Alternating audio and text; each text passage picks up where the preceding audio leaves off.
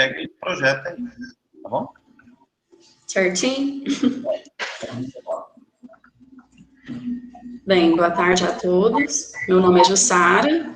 Eu vou falar sobre o controle químico de doenças nas plantas ornamentais. Bem, o que são plantas ornamentais? São plantas cultivadas por sua beleza, usadas na arquitetura de interiores e no paisagismo de espaços externos. A origem, como surgiu, né, as plantas ornamentais?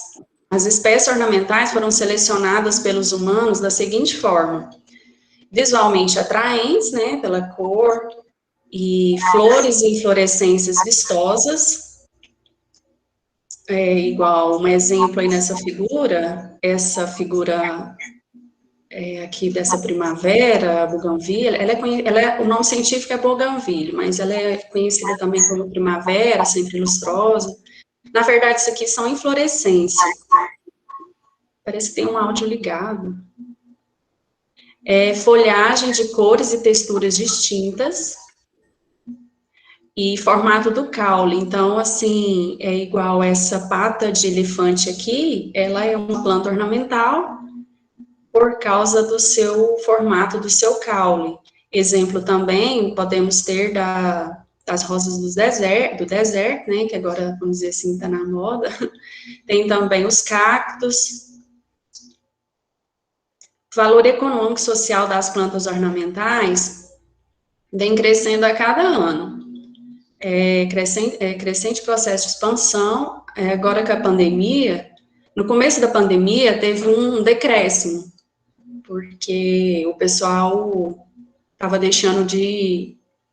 com medo, assim, de investir nessas coisas mais, não vou dizer que é supérfluo, porque é uma coisa muito boa, né, para falar que é supérfluo, mas não ia deixar de comprar uma comida para poder comprar uma planta, mas aí com o tempo, como a pandemia está demorando muito, as pessoas começaram a comprar mais planta, investir mais nos jardins, então aqueceu a economia de plantas ornamentais. Geração de emprego e renda também, principalmente na área das mulheres, né, tem muitas mulheres empregadas nessa área. A Holanda é o maior produtor comercializador de flores do mundo, e o principal mercado de flores do Brasil é São Paulo. E em Goiás tem aproximadamente 200 viveiros e floriculturas. Aqui, essa tabela são a participação percentual relativa das macro-regiões geográficas dos diferentes segmentos do mercado de flores e plantas ornamentais no Brasil. Então, assim, a região que tem mais produção é Sudeste, né, principalmente por São Paulo, e por conta de Olambra, né, que é a cidade das flores, tem muita estufa, muita produção mesmo, para o Brasil todo, exporta também, até para outros países. E depois vem o Sul, tem o Centro-Oeste, nós aqui ficamos... na verdade, se a gente for observar essa tabela, igual plantas, flores e folhagens de corte, o Nordeste ganha do Centro-Oeste. Não é que o Centro-Oeste tem terceiro aí. Flores e plantas envasadas, que tem substrato, terra, também o Nordeste ganha, né? De Goiás, aqui no Centro-Oeste. E plantas para paisagismo e jardins, Sudeste também está em primeiro. Aqui só um exemplo, eu coloquei essa foto aqui da Cidade das Flores, que é o Olambra, né, eu destaquei, que tem a Expoflora, que é a maior exposição de plantas ornamentais, flores da América Latina. Eu já tive a oportunidade de participar, é fantástico. E agora eu vou falar um pouco das principais doenças das plantas ornamentais. Segundo o Manual de Fitopatologia, As que aparecem mais é mofo cinzento, mancha foliar, oídio, ferrugem, nematóides e podridões. Mas não significa que as outras também sejam importantes. Todas têm que ter um cuidado especial. Aqui eu separei as doenças das plantas ornamentais, segundo o manual de fitopatologia. Aqui as azaleia, são as plantas assim mais comuns na nossa região e as que têm um valor econômico para as floriculturas, para os viveristas. Tem a azaleia, o craveiro, o crisântemo, orquídeas, plantas da família Araceae, que é a espécie herbáceas, que são as plantas de folhagens em geral. As roseiras, ó, para você ver, né? O tanto que roseira tem problema com doenças, né? Ela é tem muitas doenças que atacam. Violeta africana. E aqui, eu pesquisando agrofite, de todas as doenças das plantas ornamentais, 31 tem registro no agrofite. Todas as 31 têm produtos registrados. Todas têm produto registrado.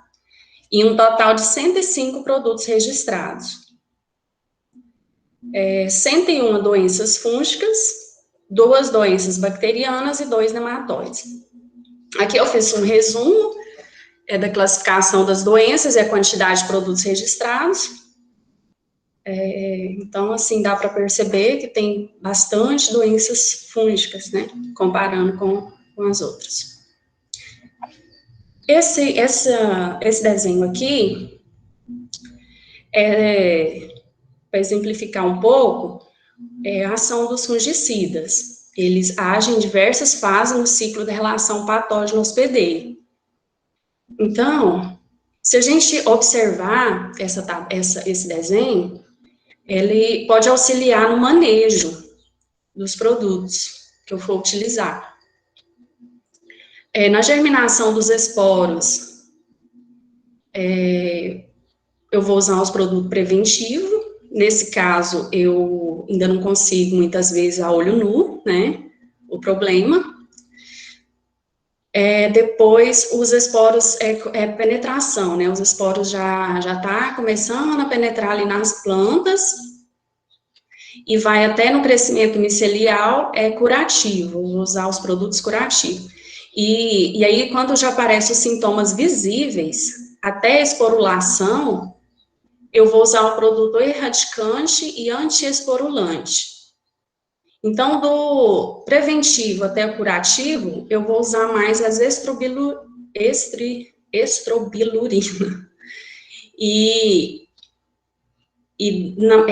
Do crescimento micelial do fungo até a esporulação, eu vou usar o triazol.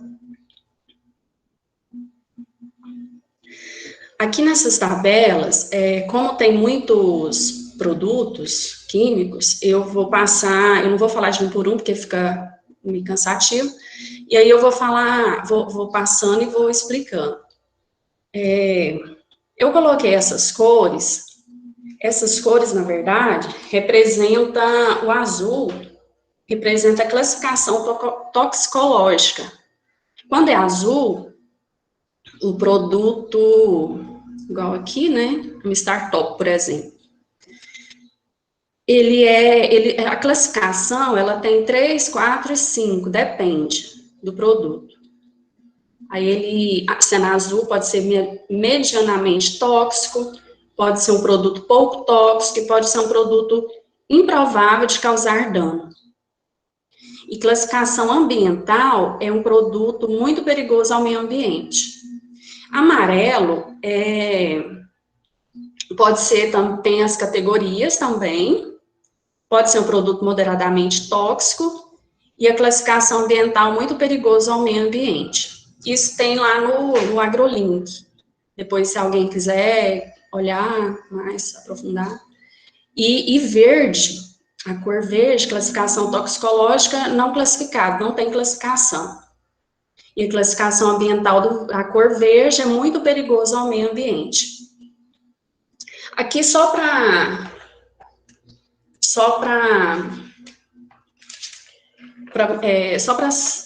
um exemplo aqui dos ingredientes ativos. Vou pegar esse primeiro aqui, da Alternaria solane, da pinta preta.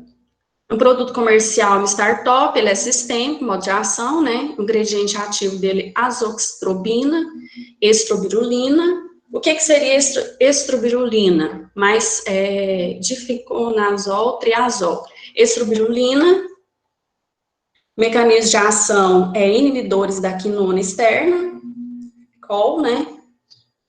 E os triazol, inibidores da desmetilação de esteróis, DMI, né? E eles são fungicidas sitioespecíficos. O que seria isso, fungicidas sitioespecíficos?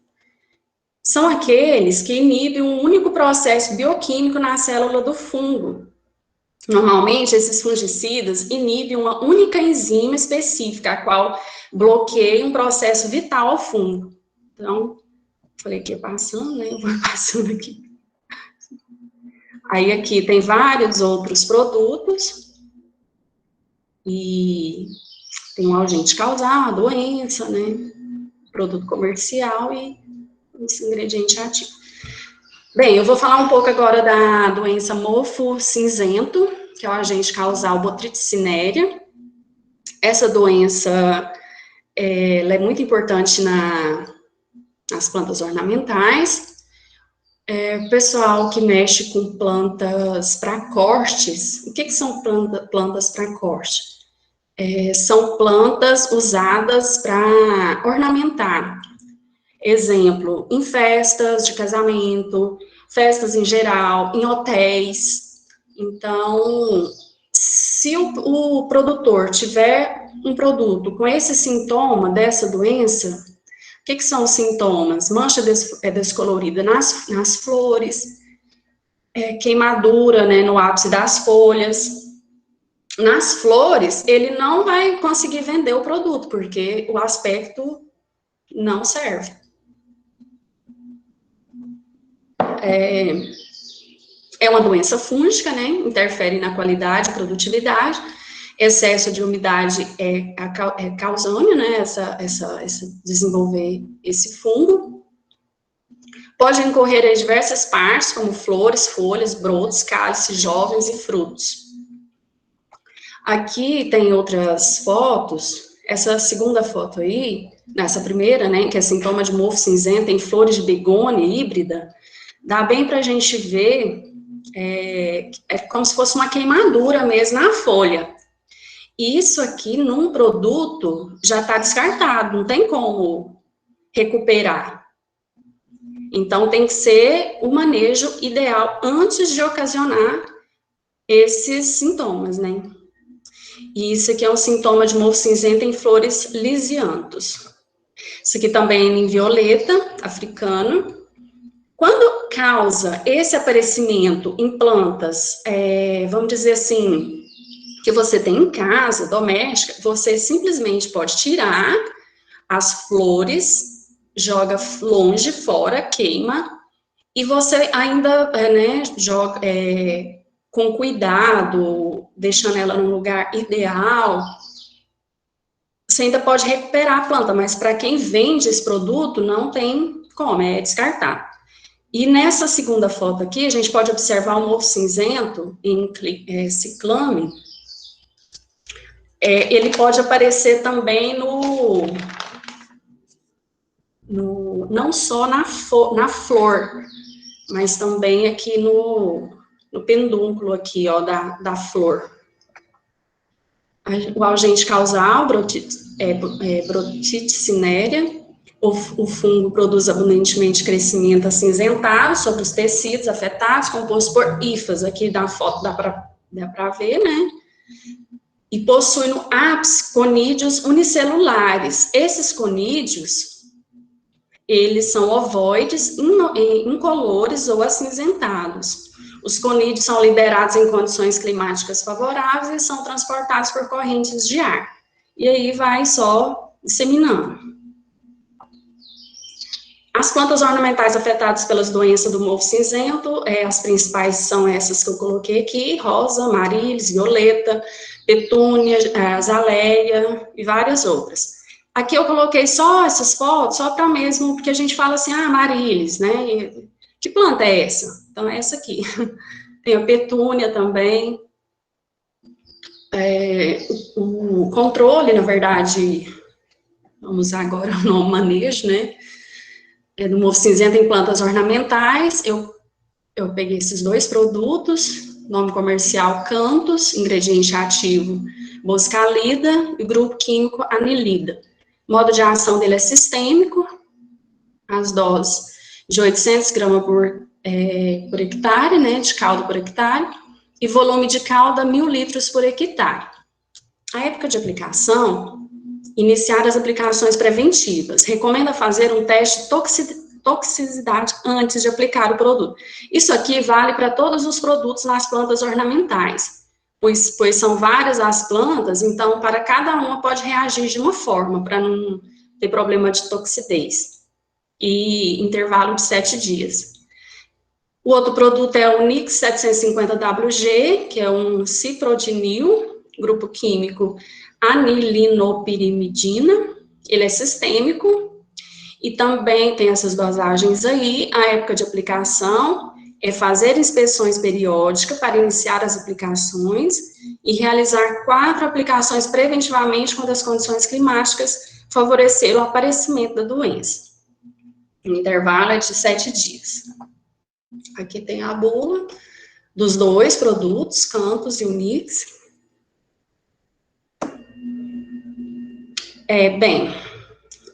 Agora eu vou falar um pouco da mancha das folhas, Diplocarpon rosae.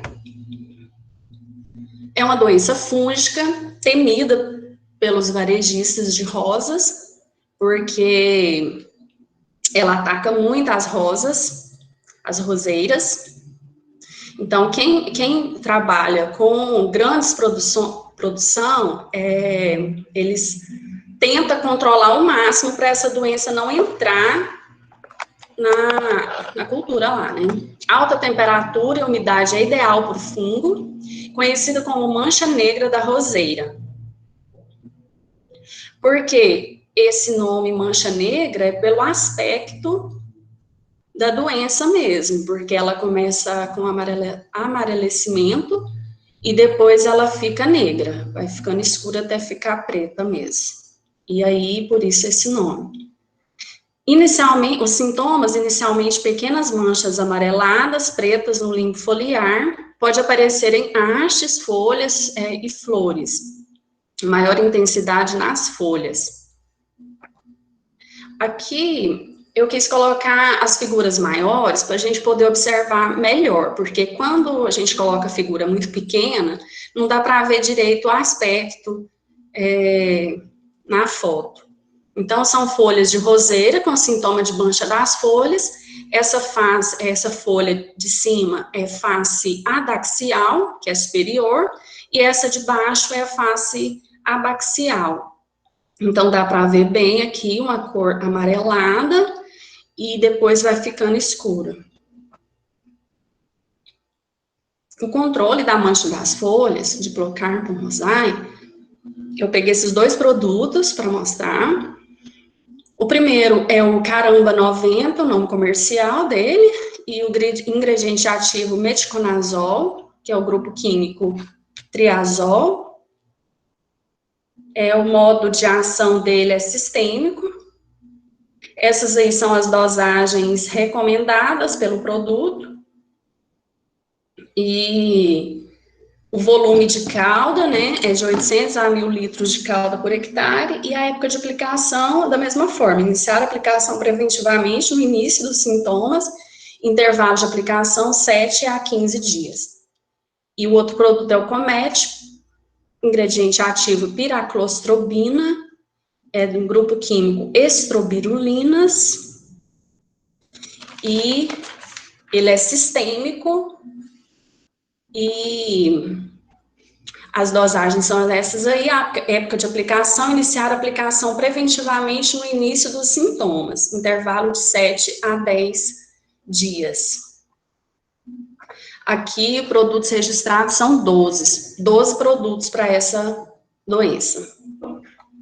Aqui tem as duas bulas, do caramba e do comete. Agora eu vou falar um pouco do oídio SP, que é o oídio, né?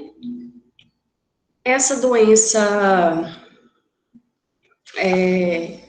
ela é fúngica e, assim, ela é bem comum. Ela é bem... nessa planta aí, ó, ornamental, chama zinnia, ela é bastante comum a gente ver isso, dá a impressão que ela que jogou um polvo. Mas, na verdade, são os fungos, são as esporulações do fungo que causa isso aí. E esse patógeno, esse fungo patógeno, ele é patogênico biotrófico. O que seria isso? É um fungo que ele precisa da planta estar viva para ele sobreviver também. Então, ele não mata a planta de cara, vamos dizer assim, ele precisa que a planta esteja viva. Então, a planta, ela fica com esses sintomas, ela não é aquele outro tipo de vírus que causa necroses na planta, assim, muito rápido, né? Algumas bactérias também, que são muito rápidas, né, nos sintomas. Esse caso aí, não, ele precisa da planta estar viva. Então, os sintomas: formação esbranquiçada na superfície das folhas e ramos, redução do crescimento das plantas, as folhas começam a ficar meio que atrofiadas, deformação do limbo foliar, necrose e queda das folhas, e mudas perdem a qualidade. Aqui tem duas fotos. Essa primeira foto é de uma planta que chama unha de boi. Ela está infectada pelo oídio SP, pelo fungo, né? Essa foto eu tirei, foi o professor Milton, né? Foi de um trabalho que ele desenvolveu. Dá bem para perceber as esporulações aí dos fungos, né? Essa parte esbranquiçada. E essa outra em roseira, que é muito comum. Aqui, 2 produtos para controlar o oídio SP, que é nome comercial Mistartop, ingrediente ativo, grupo químico azotrixtrobina, estrobirulina, mais de fenoconazol, triazol. Lembrando, né, que os triazóis, nesse caso aí, o mecanismo de ação é inibidores da desmetilação de esteróis, DMI. É o mesmo caso do estrobilulinas, que são fungicidas sítio-específico também, que eles inibem uma única enzima específica, a qual bloqueia um processo vital ao fungo. O modo de ação dele é sistêmico, a dose é de 1.200 ml por hectare, né, e o volume da cauda 400 litros de cauda por hectare. Época de aplicação: realizar no máximo 3 aplicações em intervalo de 7 dias. Ele é uso preventivo e curativo. Se necessário, mais aplicações. Intercalar com fungicidas de outros grupos químicos. E tem outro produto Orquestra SC, que é o ingrediente ativo fluxapiroxade, carboxamida. Essa carboxamida é inibidores da enzima succinato desidrogenase, SDHI, que entra também nos fungicidas cisto-específicos, da mesma forma. E piraclostrobina, que é estrobilurina, que é inibidora da quinona externa, que é QOL, né? Isso. O modo de ação dele é sistêmico, tem essas dosagens aí. Em ambiente aberto ou protegido, iniciar as aplicações preventivamente e repetir, caso necessário, alternando com outros produtos de modo de ação diferente. Aqui está a bula deles. Aqui eu coloquei um exemplo, essa fotinha aqui da embalagem, porque, assim, no caso de plantas ornamentais, que não tem grande quantidade, você pode comprar o produto com volume menor, para sair até mais em conta. Ou não, né? Porque o produto maior, talvez, isso aí vai depender também do lugar, né? Então, conclusões. Um total de 31 doenças registradas para as plantas ornamentais, 105 produtos registrados, produto sistêmico 72, produto de contato 10, sistêmico e contato 9, contato e ingestão 4. Essa ingestão são os produtos que são para os nematóides indicados, né, e não identificado, que não tem identificação, são 10 produtos. As medidas gerais de manejo das doenças em plantas ornamentais é a utilização de mudas matrizes e substratos livres de patógenos. Alguém entrou aí? Água para irrigação de qualidade, optar sempre por gotejamento, né? Porque a gente sabe que quando é aspersão, o fungo aproveita, vamos dizer assim, né? E ele, a planta estando com a folha, o limbo foliar, vamos dizer assim, o limbo foliar é aquela parte maior da planta. Estando molhado, o fungo vai aproveitar e vai pela água também, então optar sempre por gotejamento. E eliminação de plantas doentes e restos culturais. Uma coisa também do gotejo, que é interessante, que é melhor do que o de dispersão, porque a dispersão, muitas vezes, o patógeno fica no solo. E aí, com os respingos da água, quando a gotícula da água bate no solo e volta para a planta, então leva junto com ele o fungo. E eliminação de plantas doentes e restos culturais, quando fizer poda, tirar de perto das outras plantas, igual em caso de orquídea, nunca deixar a planta com fungo, plantas doentes perto das outras, sempre eliminar, tirar de perto, colocar em outro ambiente, e desinfecção de instrumentos de poda, isso também é de extrema importância, nem que seja assim, bem prático, igual tesoura de poda, passa a lâmina na lâmina do fogo, né, rapidão, assim, é coisa simples que dá muito resultado.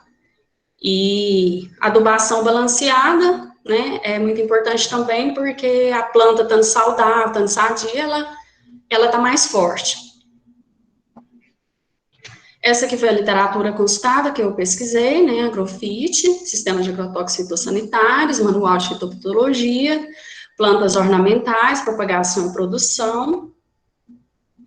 Então, é isso, muito obrigada. Essas aí são minhas plantinhas aqui de casa.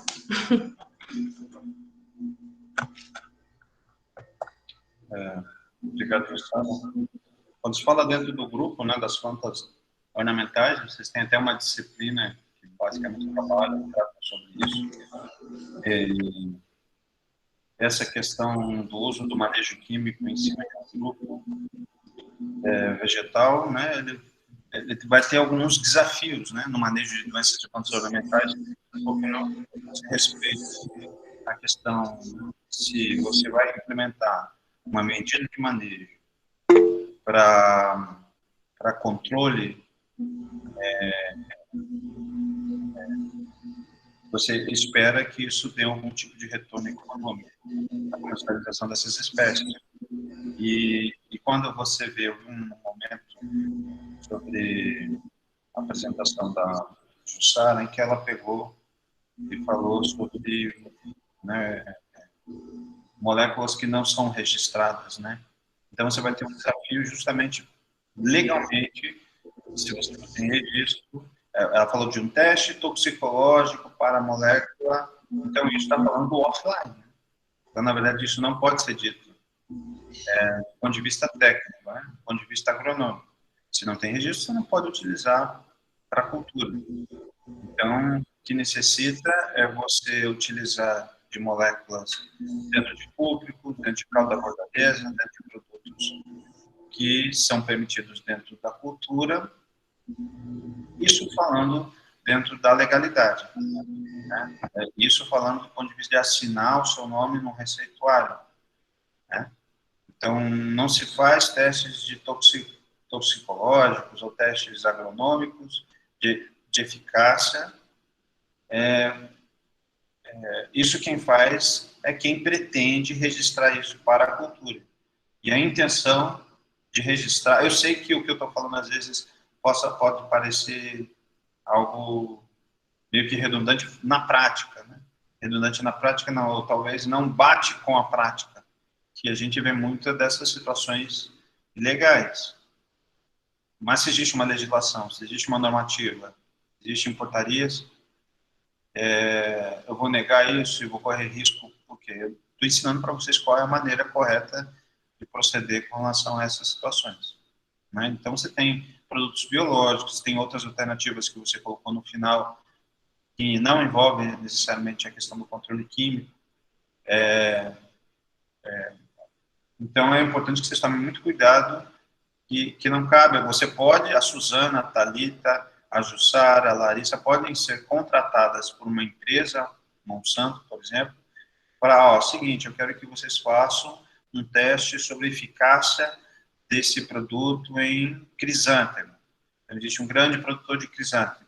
E aí você vai aplicar diferentes dosagens, fazer ensaios de dosagens e verificar isso, a questão do controle da ferrugem do crisântemo, a questão da redução de problemas que ocorrem nessas culturas. E a partir daí você vai ter um dossiê agronômico, né, que é feito por um agrônomo, ou dentro de uma instituição de pesquisa, ou dentro de uma instituição de pesquisa particular, ou dentro de universidades ou Embrapas. E aí você vai ter um grupo, um outro tipo de especialista que vai fazer um dossiê toxicológico, vai saber o quanto que essa molécula, que tem a ver com aquelas colorações que a Jussara colocou, né? O grupo toxicológico que a molécula pertence para a cultura. E aí esse dossiê, esse documento, ele é enviado para a Anvisa. Toxicidade Anvisa, Agência Nacional de Vigilância Sanitária. E saber do impacto na água, no lençol freático, no meio ambiente, no ecossistema. Esses trabalhos vão ser feitos também por pessoas contratadas para isso, e é muito caro.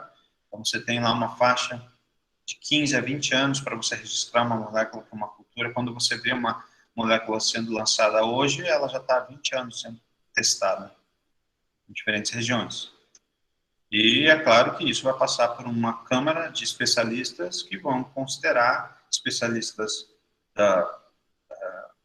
do Ministério da Agricultura, do MAPA, especialistas da Anvisa, especialistas do IBAMA ou Instituto Chico Mendes atualmente, né, é o nome correto, que diz respeito a esse dossiê ambiental, que é esse o processo de registro. E aí você tem registro que você pode utilizar. É isso que eu tenho que ensinar para vocês. Ensinar o jeitinho brasileiro não dá. Assim, não seria correto. Não faz sentido do porquê de eu estar aqui. É fazer de cabeça qualquer coisa, sem nenhum tipo de critério, né?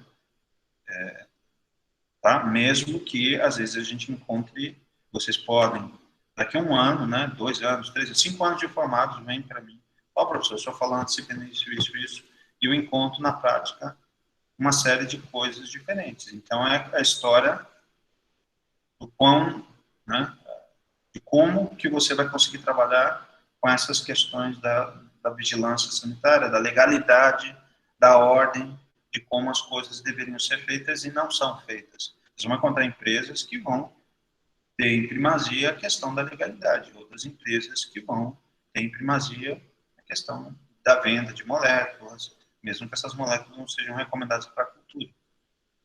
Então, são situações que vocês vão ter que enfrentar. O uso de EPIs também é uma outra coisa. Todo mundo sabe que tem que usar EPIs. E que hoje a gente está com um EPI aí, que é a história da máscara, para tentar, né, formar uma grande barreira para esses aerosóis que contêm as partículas do coronavírus, e que a gente não contamine, que a gente está num período muito difícil agora. Mas no início, ou talvez alguns de vocês estejam acostumados com a máscara. Mas no início era muito difícil de você falar, de você respirar, de você caminhar, de você fazer as atividades do seu cotidiano. E os EPIs, vocês vão encontrar muita resistência no campo também. Você como técnico, um agrônomo, para fazer as pessoas que estão sob sua orientação, sob sua condução, a usarem todos os EPIs.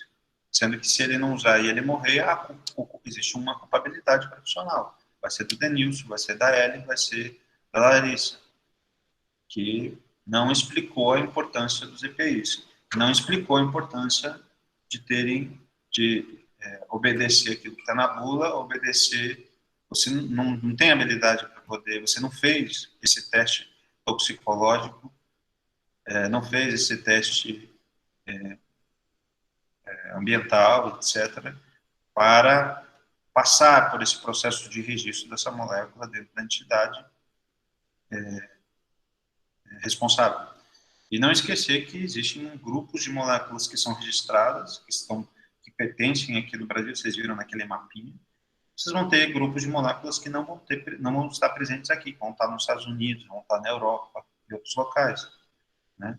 Então, são situações que vocês vão ter essas diferenças. Se vocês mudarem, forem engenheiros agrônomos na Ásia, na Austrália, vocês vão encontrar um estado da arte de moléculas em que o governo autorizou que não pode ser que sejam diferentes daquelas moléculas que estão aqui no Brasil. Quando eu trabalhei com uma molécula que foi metalaxil, né, eu sempre falo dela. E aí eu comecei a observar mefenoxam também. Ele não tem a molécula pura no Brasil, não tinha na época, em 2005. Tinha só nos Estados Unidos e era aplicada na cova, pulverização na cova, mefenoxam também, para controle de homicetos. E no Brasil ele era misturado com mancozeb, na época. Então vocês vão ter medidas de controle de moléculas com registros e combinações diferentes em cada país do mundo. Então, cada uma dessas culturas, vocês vão encontrar doenças com maior ou menor importância. Isso está muito relacionado com questões de ambiente. Plantas ornamentais têm muitas relações com plasticultura, e aí você vai ter umidade como fator, substrato como fator, barreira física nesses viveiros, envolvendo, colocando árvores, né, circundantes aos viveiros, que vão formar uma barreira física da entrada de pragas, de patógenos. Não esquecer da ácido benzoilar S-metílico, né, que é um tipo de ingrediente ativo indutor de resistência, que tinha hoje na apresentação da Jussara, e dos oídios, as doenças que causam oídios em plantas. Existem 3 gêneros de fungos importantes. Um deles é o oídium, que é o mais popular. Além desses, você tem o Ovulariopsis, que vocês vão encontrar em mamão, e o oídium e o Ovulariopsis são ectoparasitos, eles ficam parasitando na superfície da folha da planta, e o endoparasita, um oídio que infecta dentro do tecido da planta, dentro da folha da planta, que é o Oidiopsis. Oidiopsis aprophili, antigamente Oidiopsis taurica, tá? E aí vocês vão encontrar, essas seriam as fases anamórficas desses 3 gêneros. Então, se alguém perguntar sobre o oídio para vocês, existem 3 gêneros: oídium, Ovulariopsis e Oidiopsis. Quem é endoparasita e que o controle é mais difícil? Se é endoparasita, logo você precisa de uma molécula sistêmica. Então, o Oidiopsis, ele vai ser combatido com maior eficácia com uma molécula que entre dentro do tecido, né? O oídio do pimentão. Quem é da região de Pipiripau, né, de Taquara, né, de Formosa, lá tem grandes produtores de pimentão, e esse oídio é um grande problema, necessita de um fungicida sistêmico, e lembrando que os fungicidas sistêmicos são mais caros, são moléculas mais caras. Então, muito mais do que os que são de contato, preventivos, né, curativos, que vocês vão encontrar. Tá? Vamos lá, então, para o próximo. Pode colocar. Então, Peraí.